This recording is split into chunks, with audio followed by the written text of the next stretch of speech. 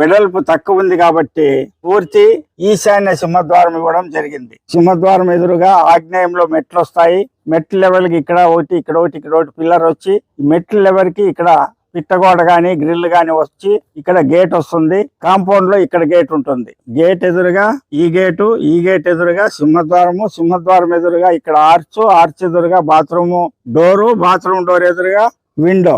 ఇక్కడ 4x8 into 10 అడుగులతో bathroom select చేయడం జరిగింది. హాలు 12 అడుగుల వెడల్పు 26 అడుగుల 9 ఇంచీలు పొడవుతో ఈ దాయము సెట్ చేయడం జరిగింది. ఇక్కడ ఈ 26 అడుగుల 9 ఇంచీలలోనే ఇక్కడ ఒక 6x7.8తో స్టోర్ రూమ్ సెట్ చేస్తూ ఆగ్నేయంలో వంట రూము, దాని పక్క యువతల డైనింగ్.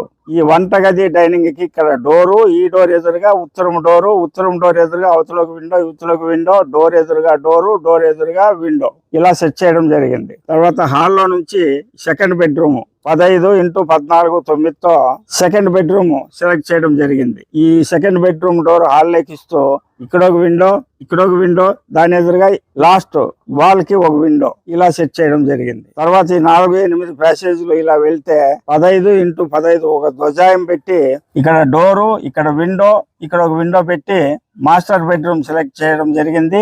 మాస్టర్ బెడ్రూమ్ లోనే 4x8 బాత్రూమ్ సెట్ చేయడం జరిగింది. అతి తక్కువ వెడల్పు ఉన్న ప్లేస్ లో అన్ని 2 బెడ్రూమ్లు, బాత్రూము, ఇంకొక బాత్రూము మరియు స్టోర్ రూము, కిచెన్, డైనింగ్, పూజ గది అన్ని సెలెక్ట్ చేయడం జరిగింది. పూజ గది 3x6తో ఇక్కడ పూజ గది సెలెక్ట్ చేయడం జరిగింది.